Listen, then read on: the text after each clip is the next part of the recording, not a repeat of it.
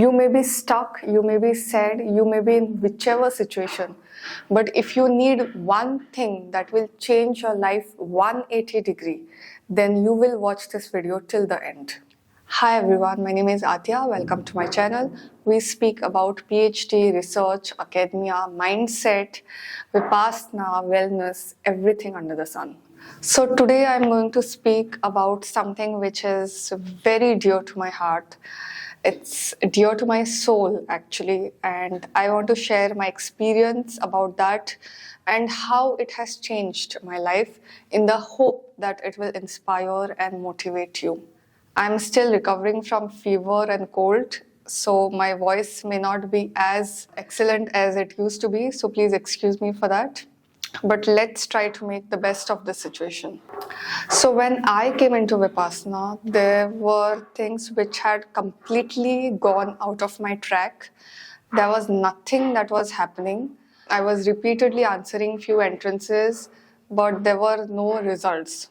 Okay, and there was repeated failure. On my personal front also, I was putting efforts, but with respect to relationships and things like that, it was not working out.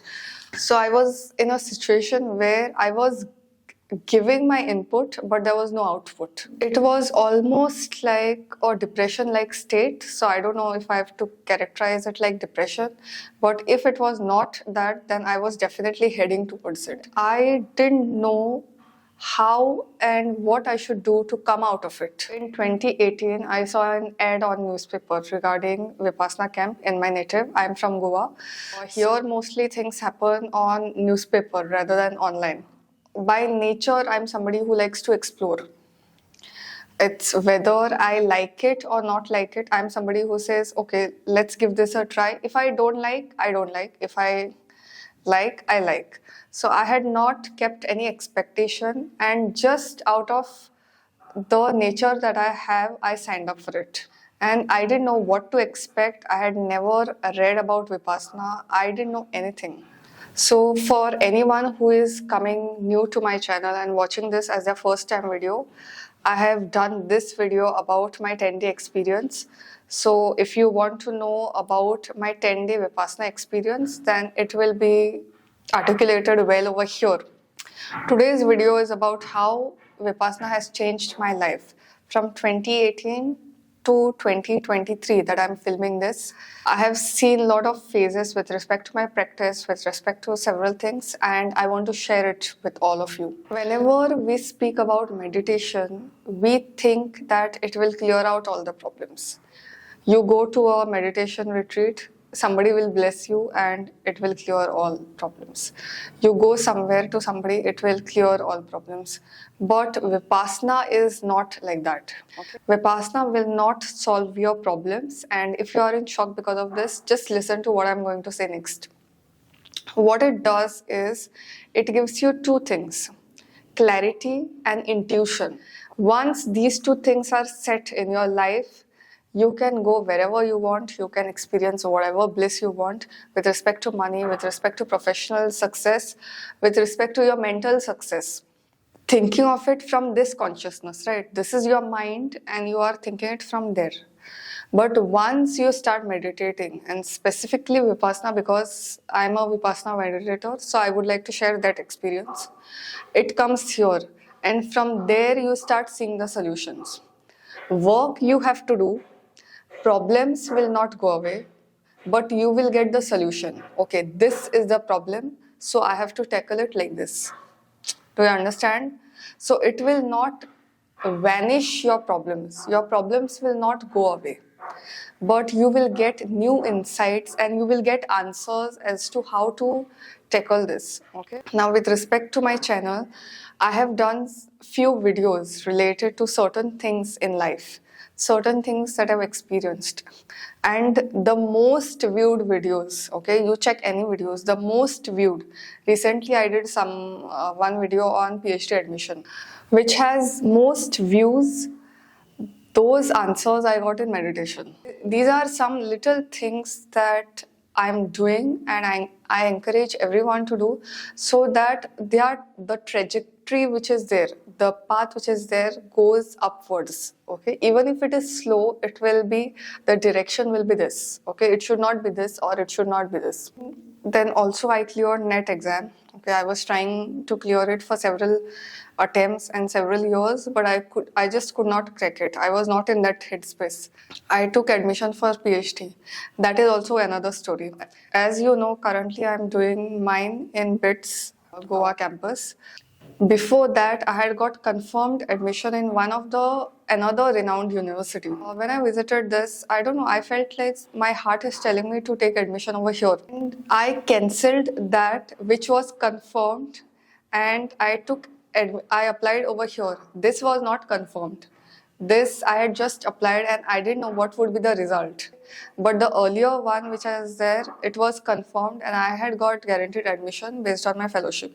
It gives you the courage, and more important than courage, it will give you the intuition. I knew this would work. I knew that would not work somehow.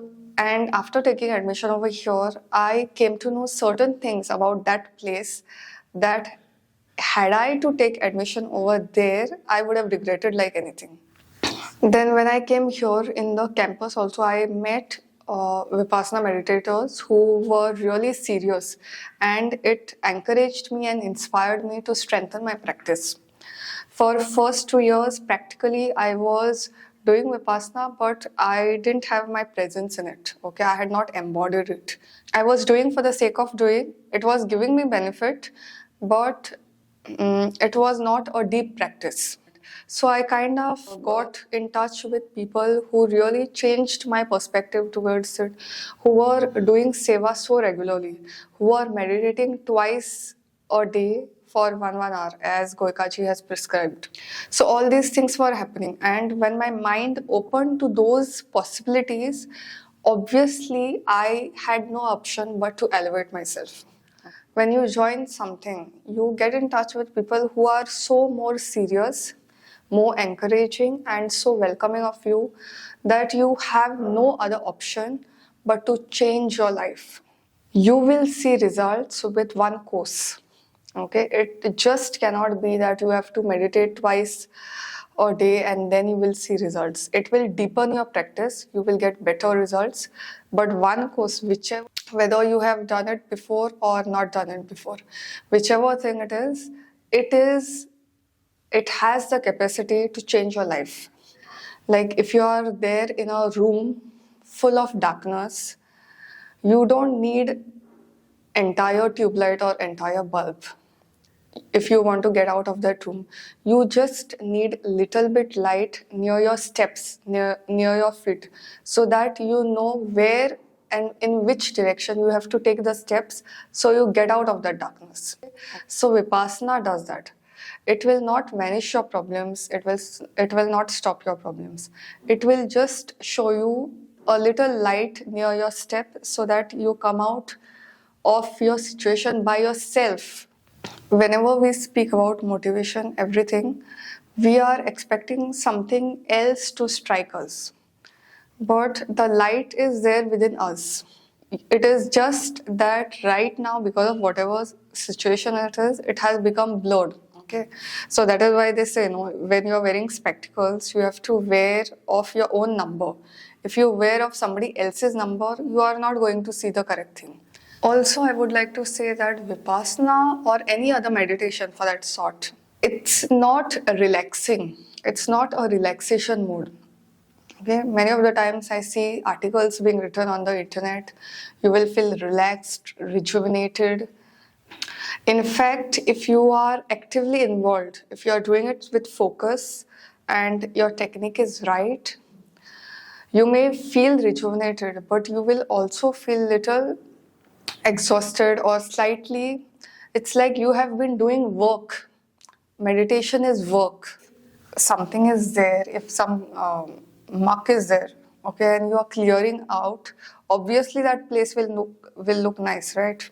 You work out and meditate. I always used to get this feedback or advice that first we have to work out and then you have to meditate, because then you can relax and You can be at calm. Okay, not relax, but you can be at calm.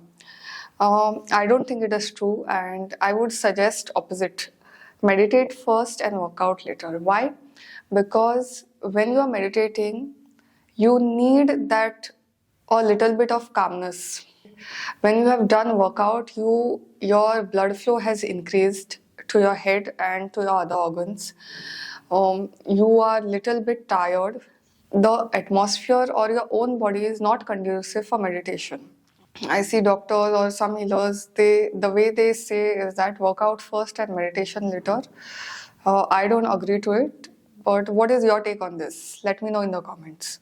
Vipassana will get stuff to your surface which is already there. So if health is there, it will get to your surface. If unhealthy stuff is there, it will get to your surface. Like I had severe allergies earlier in my childhood. So I have always gone for holistic treatment only, either homeopathy or Ayurveda. So with that also it had completely subsided. But when I started doing my practice and certain stuff started coming up, and there were things which were going on my work front also, which were bothering me to a large extent.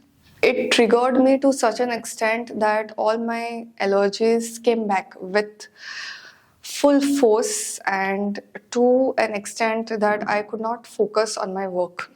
So I started my medicines, I did panchakarma and several things. And in that, one thing that I kept constant was Vipassana. Things came on the surface and it subsided. And Vipassana aided that healing process. So this is why sometimes if you are going for the first time, this is something that most experience. There is, you slightly get a temperature. If something is there, your ailment, it will slightly get aggravated. It's because you have never been in such a pure atmosphere.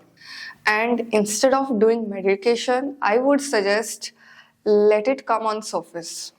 Let it come and go. 10 days is not a short period, it is not a long period also. And also, if you get certain symptoms over there, first step would be to be observant about it. See if it passes. If it aggravates, obviously you have to get a doctor involved. But first thing would be observing how your body is reacting to this level of peace. The next thing that I've seen through Vipassana is my sensitivity has increased, whether it is with respect to food, with respect to people. With respect to food, like I am a chronic sugar addict. I was a chronic sugar addict. You know that some nutritionist, when anybody comes to them for consultation or anything, first they will not limit you, the best ones, the best nutritionists, they will not ask you to cut anything down. They will just ask you to eat whatever you are eating right now in whichever quantity, but just be present, just be aware. Okay, I'm speaking about the top nutritionists who really have a holistic view of what is going on. And I always used to wonder why I'm binge eating, what is the reason? That was because somewhere at the back of my mind, I was not aware of what. When you come to Vipassana, from whichever platform you come from, whatever be your background, it will increase your awareness. It will make you more present, it will make you more grounded.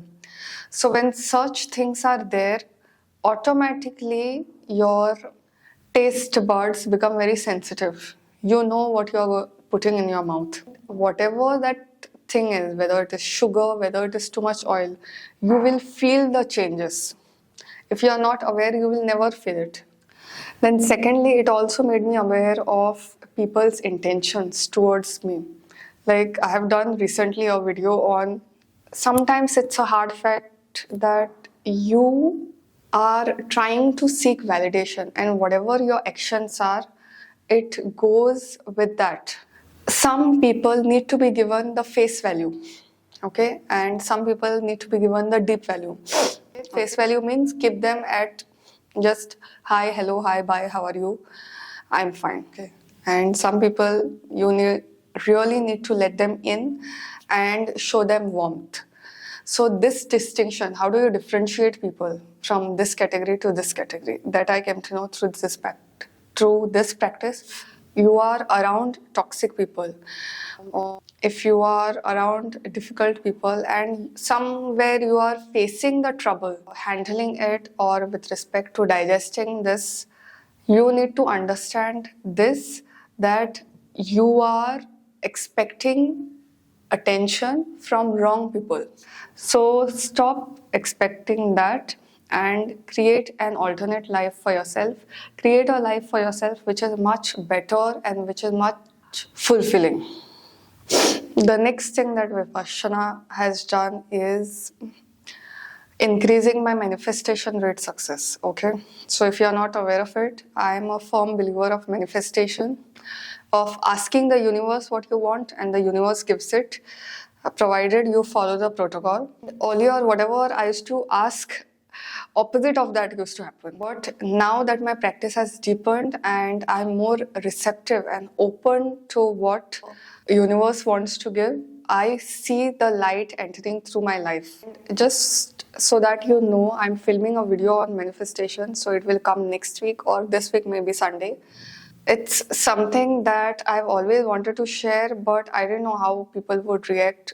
Some people feel that manifestation and all that is a woohoo stuff. I don't think so. When you are open and receptive, when you are clear, that is when you start attracting whatever you want. That is when you start attracting what others or what the universe wants to give you. Just think of it. You want something and you are getting it. Isn't that such a wonderful thing without much struggle and without much working? The idea of starting this channel, how did it come? Because my intuition is very strong.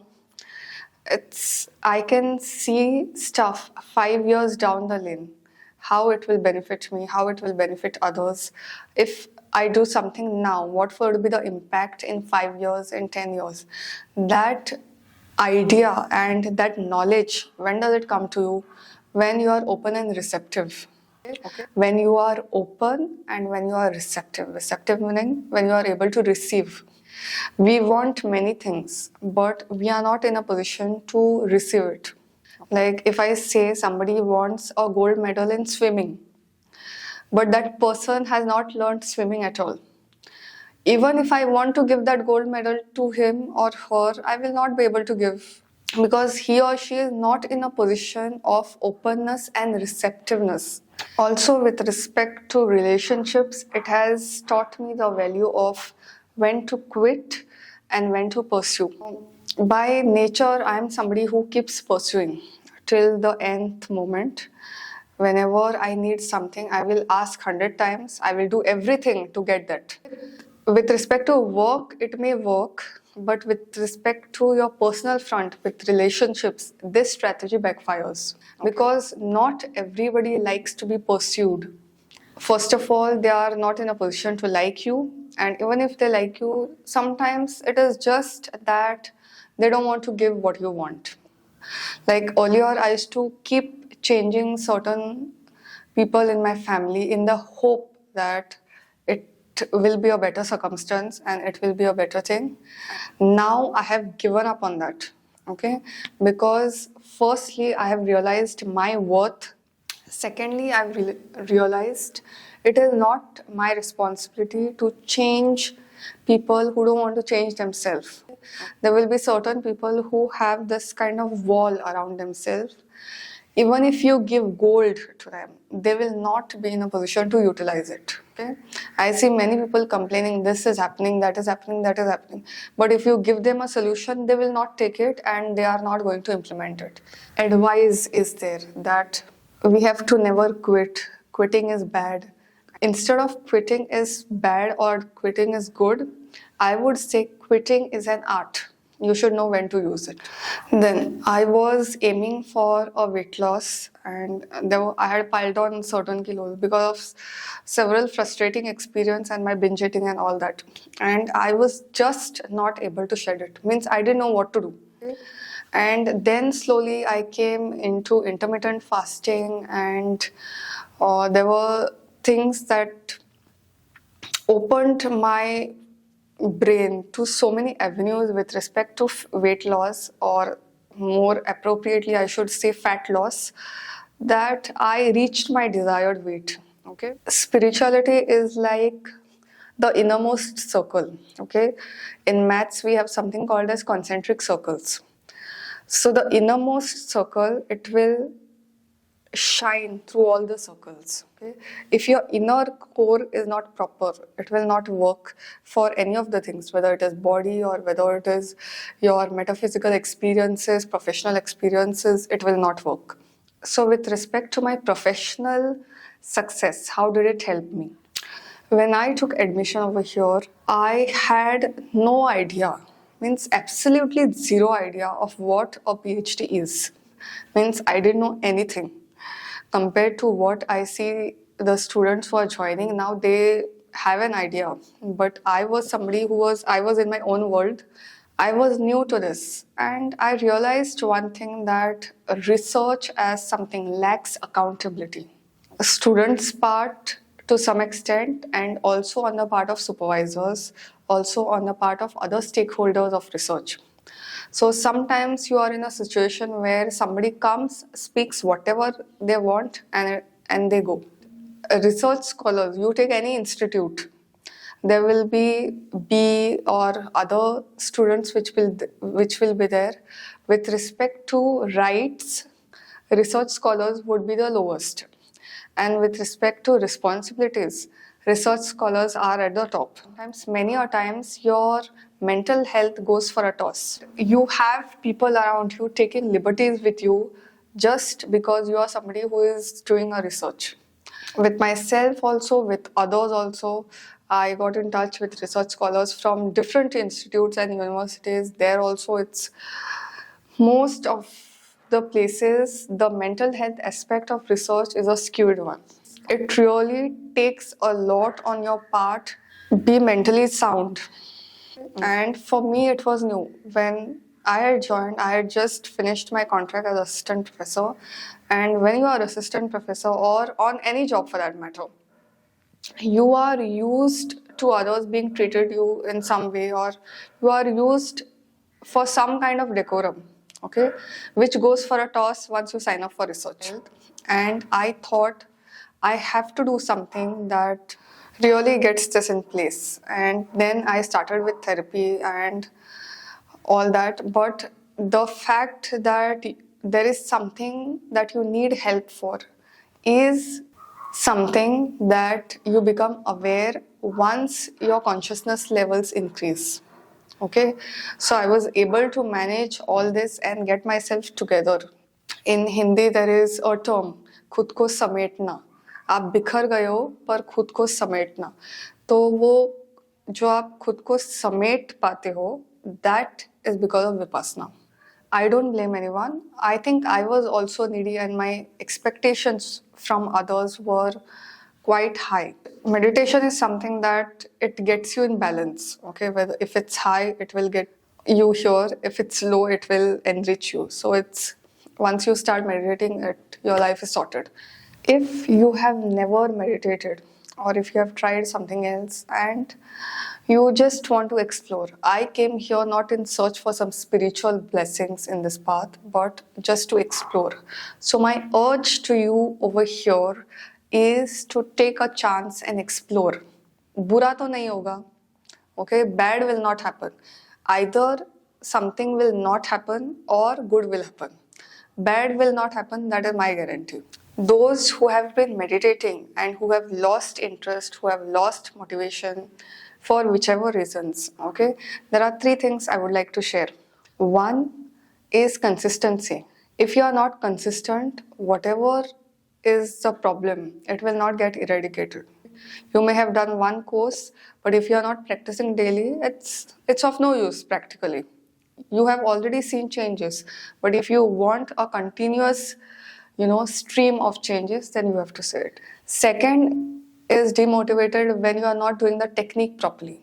So what I would suggest is take a course and pay full attention. Third thing is you are sitting for 2 hours, your technique is proper, but you get exhausted. This is what something used to happen to me, because I used to sit for 2 hours. My concentration was fairly good. Like, I used to come home from work. Morning I used to do well, but evening there were issue because I used to get tired and I used to not get time. So then what I did was, instead of doing for 2 hours, now I'm doing for 1 hour. And some may say, why two? Why not 2 hours? Why 1 hour? Well, because that is one where I can give my best. For this 1 hour, my focus is like next level. But if I do for 2 hours, my current schedule does not allow me. So on that also, I've done a video on how to meditate if you have no time. Let the focus be on quality rather than quantity. If you are watching this video, I don't know if you have searched for it or it has just appeared because you were interested in spiritual things, or you are a subscriber, then it's obvious. If you are seeing things related to Vipassana or anything, it is universe telling you that you have done Vipassana in your previous life. Without some seed, you don't come suddenly. And when you do the course, you will actually know that this path is for you. First 10-day course I did, I realized that this path is for me. So if the path is for you, it will speak to you. You won't have to force yourself. You won't have to tell yourself that, okay, now I have to do 2 hours regularly with that pressure. No. Take this as a sign that you have to go for a 10-day course. If you are a returning Vipassana meditator, then take this as a sign that you have to deepen your practice. Whatever practice you have done, you have to take it to next level to have more benefits. So that's all I wanted to say. I hope the video is not long. As I'm filming this, it's showing me 45 minutes. So let's see how things go. Don't give up on yourself. Whatever your situation is, there are tools available. You just have to be open and exploring of new options that are coming. The universe is trying to help you, but it is ultimately you who has to do the work. I can only tell you, but I cannot get you to sit with me to meditate. So that only you can do. I have a whole playlist on Vipassana. And if there are any questions, let me know in the comments. Till the next time. Bye.